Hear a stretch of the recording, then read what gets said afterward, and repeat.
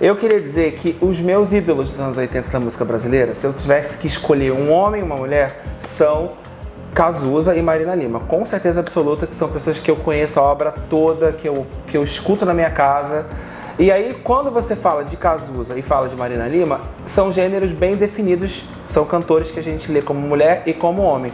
E na temporada atual, já que a gente tem o seu livro que é muito importante, a parte do Sem Preconceito, não existe mais um gênero definido em quem a gente ama. Porque, por exemplo, na minha opinião, hoje, as maiores cantoras de pop do Brasil são todas LGBTs e algumas delas são homens cis que estão cantando de peruca e não se identificam como pessoas trans, mas a gente só chama no feminino.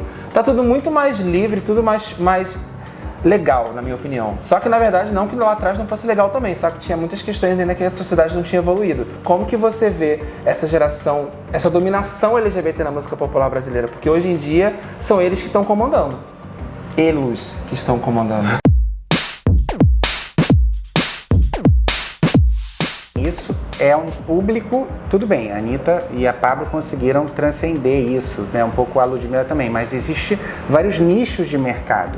Qual é o mercado mais massificado do Brasil hoje? O sertanejo, que é careta. Com certeza. Estou falando sobre música pop, na verdade. Música pop. Música pop. Mas se você for fazer uma radiografia do mercado e você for ver o que mais vende hoje, que é o sertanejo, o piseiro e o funk, os LGBTs são minoria. Um Johnny Hooker e uma Pabllo, você vê clipes assim, de beijo, né? Você vê um cara beijando na boca do outro, ela beijando o cara no clipe. Isso é revolucionário, porque não havia antes. Isso 10 anos atrás não tinha, entendeu? Então isso é uma coisa nova, realmente. Mas você veja bem, é um público também de nicho, você tá entendendo? Não é para todos, você tá entendendo? É um nicho só que vai consumir aquilo, sabe? É diferente de um sucesso, vamos dizer, que a sua mãe gosta, a sua avó gosta, que eu gosto, entendeu? São poucos artistas contemporâneos que conseguem, assim, da música, até mesmo, vamos dizer, da MPB, da música pop, do samba, que conseguem hoje chegar num público de A a Z, de todas as idades, todas as raças, todas as gerações. Hoje a gente tem um mercado muito de nicho. Então, no nosso nicho, nossa, tá tudo liberado, tá tudo, entendeu? Nossa, maravilhoso. Só que se você vai pro, sei lá, pro Mato Grosso, você vai pro interior do Brasil, vai ter um nicho ali que vai gostar deles, mas a maioria não gosta. Mas eu acho também que é uma questão, sabe aquela coisa que a gente lembra do passado? Nossa, domingo a gente se reúne com a família para assistir televisão e ver um programa. Não existe mais nada que seja absoluto nos dias atuais. Justamente que todo mundo pode consumir o seu próprio conteúdo, tipo, sei lá, se eu só gosto de navio, eu vou procurar um programa de navio, uma revista de navio, um site de navio, enfim. As pessoas têm como buscar, e antigamente não tinha, né? A gente tinha que consumir Planeta Xuxa, eu sou Planeta Xuxa, né? Eu queria ver Débora Blanco cantando unicamente. Então, assim, era uma cantora pop que eu amava, mas era a única que me entregava para eu consumir. Eu não sei se tinham outros maravilhosos naquela temporada que não estavam na televisão, enfim. Eu que sou um fã de música pop, por exemplo. Então, essa questão dos dias atuais, logicamente o Brasil é um país continental, tem todos os ritmos misturados em cada região, mas eu acho que não vai chegar mais uma temporada onde a minha avó, minha mãe, eu e meu filho vai gostar da mesma coisa. Gente absoluta hoje em dia tá muito difícil. É muito difícil. É por N razões, né? Mas, enfim, acho que cada época tem a sua, né? Enfim, as suas questões, as suas características, e a gente vive numa época muito de bolhas, né? Até politicamente, né? Tudo tem os dois lados, querido. Nada é 100% bom ou 100% ruim. O bom é que você, de repente, pode viver numa casa de bonecas, entendeu? Se você quiser. Você pode viver num mundo à parte maravilhoso. E o ruim é que você fica cada vez mais alienado, porque se você também não troca com os outros lados, você meio que fica naquela redoma e o que não é do seu quadrado não existe. Esse livro, inclusive, é um livro que eu vou ser bem sincero, que eu não consegui ler a primeira parte do livro ainda, porém, eu lendo esse, vai ser gente que eu conheço. Então eu vou ter mais curiosidade de saber sobre os causos todos dessa geração que está mais próximo de mim. Porque o primeiro volume vai de 1500, gente, descobrimento do Brasil até 78. Ou seja, o que era a música de 1500? A gente não tem noção. É claro que essa primeira parte é uma introduçãozinha, claro, porque a música brasileira começa mais no final do século XIX e explode nos anos 1930, né? Mas tem uma coisa, eu faço uma linguagem que qualquer pessoa pode entender. Assim, eu não sou difícil.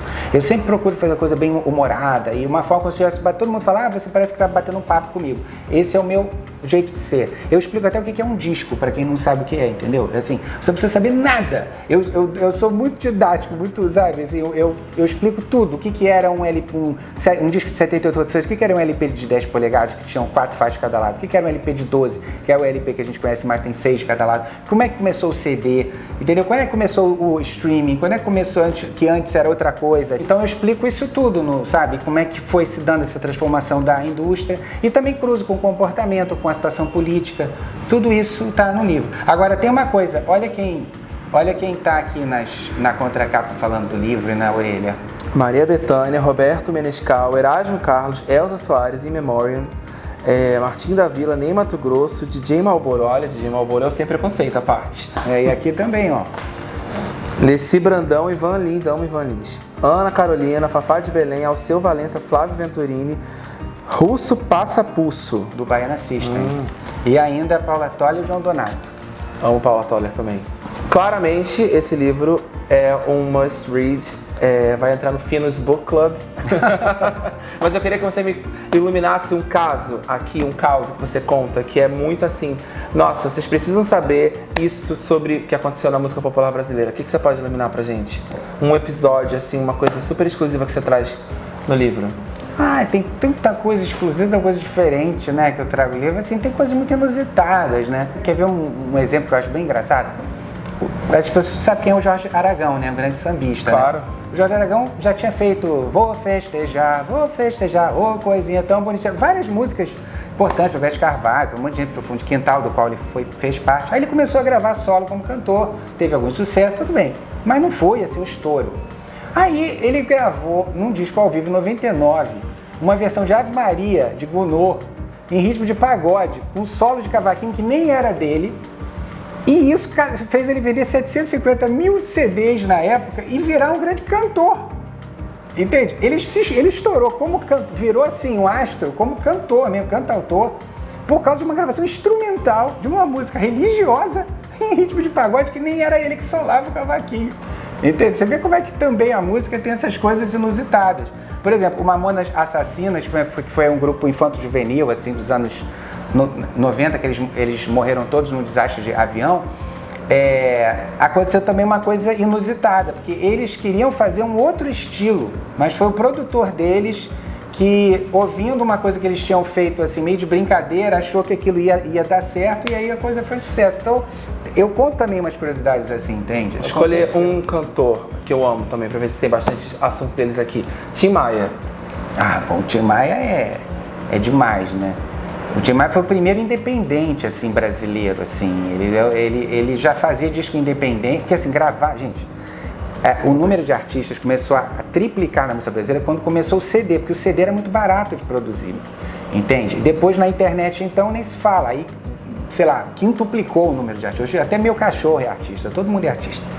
Mas, na época do LP, fazer um LP independente era muito difícil, porque era caríssimo para você prensar o LP, porque o material era caro, e quem monopolizava eram as grandes gravadoras. Então, se você fosse fazer um disco independente, você tinha, imagina, elas dominavam as lojas de disco e tudo mais. Para você conseguir furar esse bloqueio, para esse LP ser vendido junto com os outros das grandes gravadoras, era uma aventura. Elas detinham todo o processo de produção, a fábrica que faz o LP, enfim. Era muito difícil. E o Tim Maia era tão doido que ele já desde a época que ele foi da seita do Tim Maia Racional, né, que era o Universo em Desencanto, que ele fez 2 LPs independentes. E depois ele chegou a ter a editora dele musical, que é onde você registra as músicas, também a Seroma, que era dele. Aí ele lançou uns compactos também pela Seroma e uns discos que eram dele, quer dizer, ele era dono da marca. Isso ele foi totalmente pioneiro. Aí depois o Antônio Adolfo, que é um grande pianista e compositor, que tem uma escola de música aqui no Rio, ele fez um disco histórico também chamado Feito em Casa. Ele fez esse disco também no final dos anos 70, 77, se não me engano, que também é considerado um marco na música independente brasileira. E depois o Boca Livre, de onde veio o Zé Renato, que é um grande cantor e compositor, fez um disco, vem moreno ouvir comigo essa cantiga, sair por essa vida aventureira. Essa música, esse disco vendeu mais de 100 mil discos também, 79, teve vários sucessos. Então esses são os pioneiros independentes, assim, da cena, sabe? Ainda na fase do LP, você fazer um LP independente era uma aventura nessa época. Uma das coisas que eu sempre escuto, tipo assim, se algum artista não aparece na noite e fez o Tim Maia, ele não aparecia nos shows dele? Como é que era isso? Ele era uma pessoa muito louca, ele se drogava muito, ele era uma pessoa muito intensa, apesar de ser absolutamente genial. Era uma pessoa que criava muita briga com as pessoas também, tinha um gênio muito difícil o Tim Maia. E ele também tinha, às vezes, quando ele não estava afim de ele não ia mesmo, entendeu? Então ele... Tava lá casa lotada esperando ele não ia. Não ia, entendeu? E até tem uma história engraçada que uma vez ele ia fazer um show para um bicheiro, né? E aí o cara, nada dele chegar, era aniversário da filha do bicheiro, não sei o que. Aí chegou o capanga do bicheiro na casa dele e falou assim: não vou porque o meu cachorro não tá passando bem. Aí o cara pegou a arma e matou o cachorro. Aí falou assim: agora não tem mais problema. Aí ele viu o negócio aí foi, né? Fazer o show. Caramba, aí. Tá vendo? Essa história nunca tinha ouvido falar. Então, assim, vocês do nosso canal também provavelmente não. Gente, Rio de Janeiro não é para os fracos, não. Não é para os fracos. Você falou a questão de tipo, que os artistas todos não saíam do armário, que era uma outra geração, que era muito difícil, que hoje em dia realmente a gente está em um outro lugar como sociedade. Porém, eu tenho uma pergunta para você, bem para trazer os sapatões aqui da MPB, porque eu acho que todas elas sempre foram muito livres em relação a dizerem que elas eram sapatões. Pode ser uma percepção minha, mas se você olha para Cássia Eller, Zélia Duncan, várias cantoras já exalam a sapatonice já desde o momento. Adriana Calcanhoto. Não era assim não, gente. Não era assim. Eu me lembro que É porque a minha percepção é que as meninas sempre foram mais livres de muito dizer pelo isso. contrário. As mulheres sempre foram mais invisibilizadas. Por mais que as pessoas pudessem até ver e suspeitar, elas sempre foram mais... Tanto que a sigla era GLBT, e mundialmente elas pediram para botar o L antes para terem um pouco mais de visibilidade, porque os gays sempre e as travestis sempre estavam na frente. Por exemplo, ao homem sempre nos foi negado o afeto de um com o outro. Agora as mulheres não, elas podiam ser afetuosas. Então quando você via duas mulheres de mão dadas ou juntas, muita gente não maldava como se isso fosse um caso das duas. Então por isso elas ficavam muito invisibilizadas. Então, por exemplo, tirando um caso específico de uma Ângela Rorô, por exemplo, mesmo a Aracide de Almeida, que era uma cantora da antiga, que no final da vida tinha uma voz rascante, assim, que andava assim, de calça jeans, de pochete, com cabelo assim, que era aquele típico estilo, né, da caminhoneira, vamos dizer, ela nunca assumiu. Tá? Aí depois, você vê, como eu já falei, a Ana falou numa Veja sobre bissexual já em 2005. A Adriana e a Zélia participaram do Globo Repórter, se não me engano, em 98, as bissexuais. Que eram uma coisa assim, sabe? Eram 3 mulheres, eu também lembro quem era, não era da música. Mas aquilo já era, nossa, uma coisa impressionante, entendeu? A própria Daniela, ela só abriu isso depois do auge dela, na época da Cher dos anos 90, ninguém falava nisso. Isso ela já se assumiu no segundo momento, entende? Então, assim, é isso que eu estou falando. A questão das mulheres, assim, era mais cruel, mais difícil que dos homens. Mas é porque então eu vivo numa bolha de tanta inclusão e tanta liberdade, claro que pra mim parece que era tudo de boa. Eu acabei de falar a história da Alice Brandão, que ela foi pro jornal Lampião, foi o primeiro jornal gay importante do Brasil, assim, que falava também de temas políticos, e ela depois não é que ela tenha voltado, ela evitava esses temas depois, porque ela ficou tão estigmatizada, imagina, preta, lésbica, né, sambista, periférica, foi tão forte isso pra ela que ela gravou uma outra música depois, mas ela gravava muitas, as pessoas olham pra eles com ar de reprovação. Ela cantou um monte dessas músicas. Essa tal criatura que ela defendeu no festival do MPB 80 também falava: ama essa tal criatura que envergonhou a cidade. E o Ombro Amigo que ela fez foi um grande sucesso. E você tem que ir pra boate pra bater um papo e desabafar, e quando a saudade lhe bate, tem um ombro amigo pra você chorar. Entendeu? Isso ela falava da solidão de um gay daquela época, que a pessoa só conseguia se sentir em paz se estivesse no gueto, se estivesse protegido dentro de uma boate. Muitas das vezes, hoje em dia, também não mudou muito não, gente. Dependendo do lugar do Brasil. Eu digo até assim, em grandes metrópoles, você acaba indo para uma festa mesmo sem querer, mas só pela possibilidade de estar com seus amigos, de paquerar livremente, Também, porque não é simples. não é simples, né? não é qualquer simples. lugar que você possa andar de mão dada na rua mesmo, Exatamente. entendeu? Com toda essa bagagem musical sua, com essas referências todas que você traz para sua vida, que eu sei que é a sua verdade musical, como você avalia a música brasileira em 2022? Olha, eu sinto falta de mais diversidade na música brasileira, porque quando eu me criei e assim, amei a música, comecei a amar, que foi nos anos 80 principalmente, você ligava uma televisão, num programa como o do Chacrinha, como o Globo de Ouro, não sei o que, você via um artista de samba, um artista de forró raiz, um artista de brega, um artista de MPB, um artista... Você tinha vários estilos musicais. E havia música mais também para adulto. Por exemplo, a Gal teve um grande sucesso, Festa do Interior. Nas trincheiras da alegria, o que explodia era o amor. Essa música é uma mensagem subliminar à ditadura que estava caindo, né? Quer dizer, nas trincheiras de alegria, o que explodia era o amor. Tinha acabado de estourar a bomba do Rio Centro. Foi uma bomba que podia ter matado a MPB inteira, mas que acabou explodindo no colo de um sargento, que é uma ala de ultradireita do Exército, queria explodir no show 1º de maio, uma bomba dentro do Rio Centro, onde estava tendo o show do Trabalhador. E tava Chico, Gal, Zizi, a MPB inteira, Milton, Gonzaguinha, tava todo mundo nesse espetáculo. Entende? Então é isso, nas trincheiras de alegria o que explodia era o amor. Outra música, Bloco do Prazer também, essa com letra do Fausto Nilo, a primeira do Abel Silva. Para libertar meu coração, eu quero muito mais que o som da marcha lenta. Quer dizer, para libertar meu coração, quer dizer, eu quero estar livre das agruras da ditadura. Então até para dançar, se você queria, você pensasse um pouco, a letra tinha alguma coisa para te dizer. Tinha um conteúdo adulto no bom sentido, entendeu? Então o que eu sinto falta hoje, eu acho que a música é muito focada no adolescente, no jovem, assim, os temas são muito repetitivos e o sexo, existe uma hipersexualização nos videoclipes e nas letras que, veja bem, eu escrevi um livro chamado História Sexual da MPB, eu não sou uma pessoa careta, eu adoro música de putaria, adoro música de sexo, mas quando você só fica nisso, você ouve 100 músicas com a mesma temática, aí eu já não acho que é transgressor, eu acho careta, entende?